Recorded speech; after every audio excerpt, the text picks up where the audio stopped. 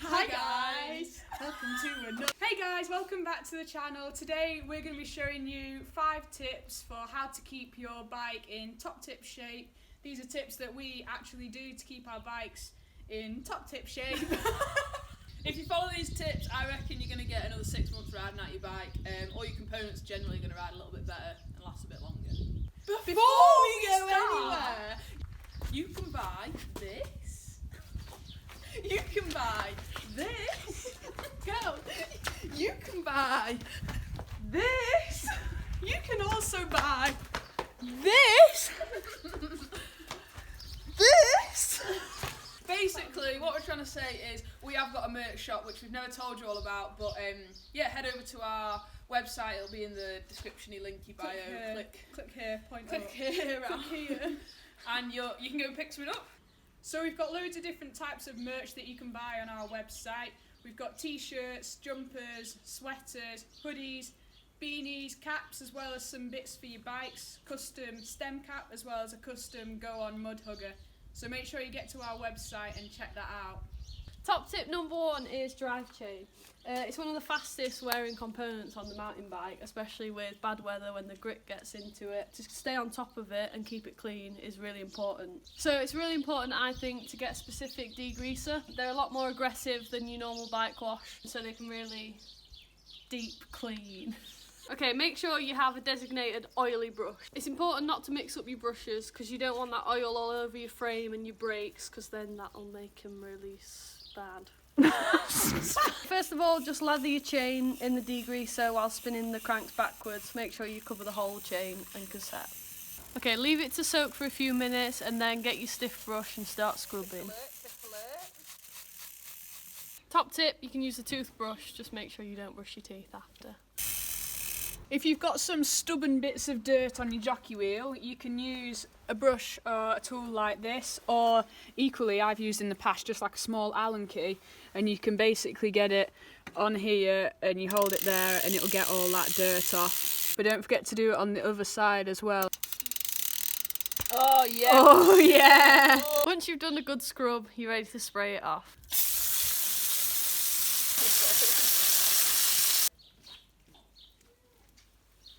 Once you've sprayed the drive chain off, it's time to dry it with a rag and then lube it up. Once you've oiled your chain, make sure you wipe off the excess with a rag. Like so. You want to wipe off the excess oil because otherwise dirt will stick to it. One thing that Chloe forgot is that you've got to make sure you lube your chain straight after you wash it, because basically the lube is displacing all the water and that's going to stop your chain from rusting overnight. Tip number 2 is your tyre pressures and your shock pressures. Basically, your pressures will change over time, like when your bike's been sat in the garage or whatever. So every time you go ride your bike, I pretty much check my tyre pressures. So get yourself a little tyre pressure gauge. They're super small. You go on the internet and find one pretty cheap. Undo your valve. Make sure the valve isn't at the bottom, because if you're running tubeless, it'll get gunked up with all the sealant. And then put it on quite a fast motion, and I'm running 17 psi, so that's a little bit low. The suspension pressures for the fork and the shock, they won't change as much as your tyre pressures. Tyre pressures can change literally overnight. Basically, for your suspension, just get yourself a shock pump. I've got this really nice Fox one, and it's digital. So I probably do my shock pressures sort of like monthly. If I'm racing, I'll do it every time I'm riding my bike. But when I'm just out riding and training and stuff, it's just every month. And you're basically looking for the little valve on your shock. Every shock will be a little bit different, but as you can see, mine is here.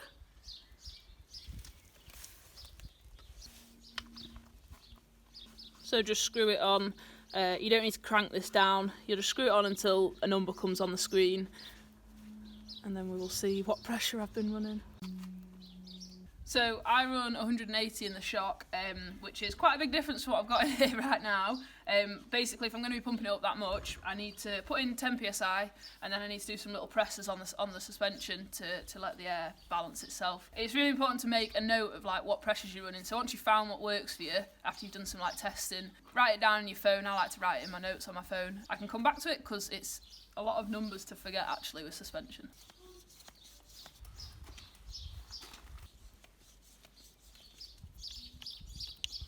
So when it comes to the fork, you're looking for the valve, which is usually found at the top of the left leg on the Fox forks, but yeah, unscrew it, screw it back on, pump it up. If you go past the number you want, basically you just use each shock pump will have some kind of valve on it. Let me go past. There we go. So I've gone past 90.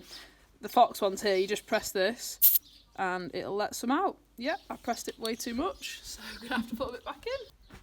Top tip number 3, regular bolt checks. Okay, so it's important to do regular bolt checks on your bike to make sure that it's running in good order and it's all in a tight knit. I'm going to do it just with my multi-tool here, so it's something you can do when you're out on the trails. If you feel like something's loose, you can go over your bolts. It's also important to mention though that you don't want to over tighten your bolts.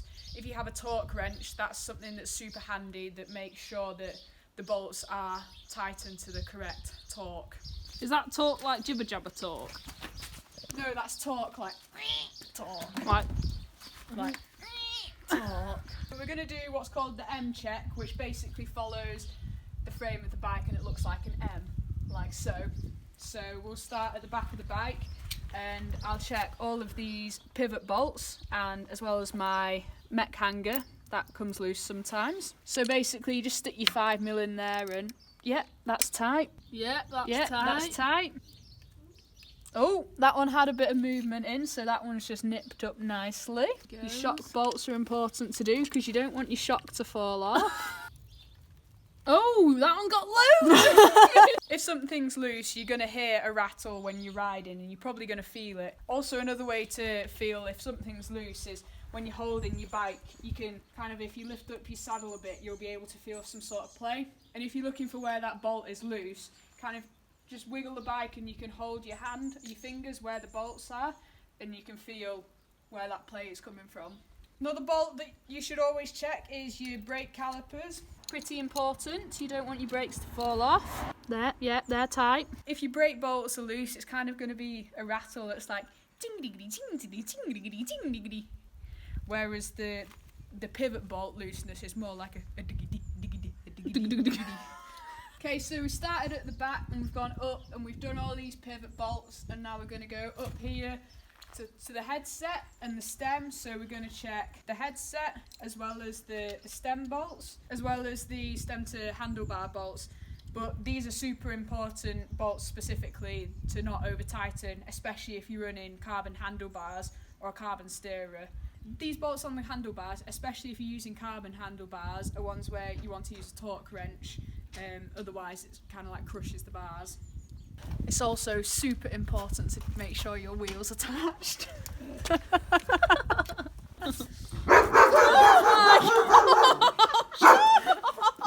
Top tip number 4 is keeping your dropper post clean and in tip-tap shape. Don't neglect your dropper posts. They take a beating when you're out riding in the mud and the dust. So basically, on our PNW dropper post, we have this collar on the top, and I think a lot of dropper posts do, but some don't. And if you have this, you can unscrew it, as Chloe can demonstrate. You unscrew it, and this is where the dirt is going to gather. No dirt gathers! No How dirt. wonderful! Chloe looks after hers.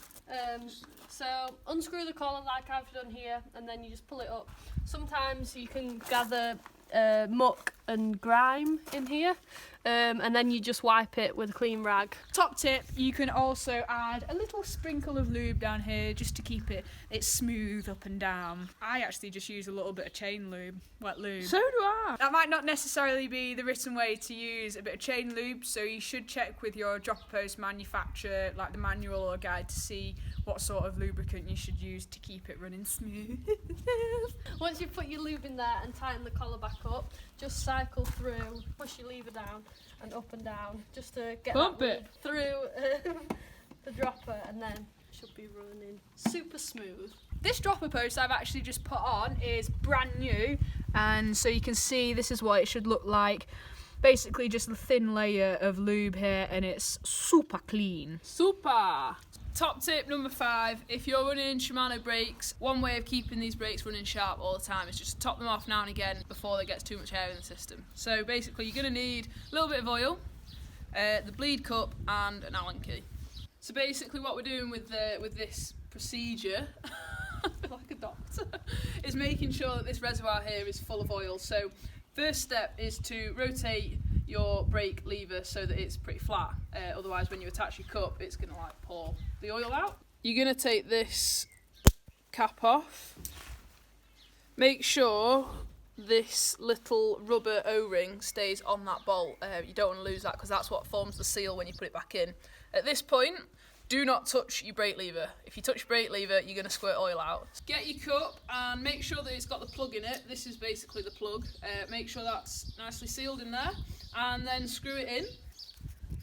Another top tip, screw it in very gently. Because it's made of plastic, it's super easy to cross thread this plastic cup, which I have done before. Get your Shimano mineral oil. You can buy nice little ones like this, or you can buy like a big mama case. You don't need heaps of oil in because hopefully just a few bubbles are going to come out. Depends how well looked after your brakes are. So now we're ready to actually do the topping off of the brake. And basically what you're going to do is you're going to pull the plug out, hold the cup so that you don't pull it out because it's only tiny threads. Just pull the plug out gently.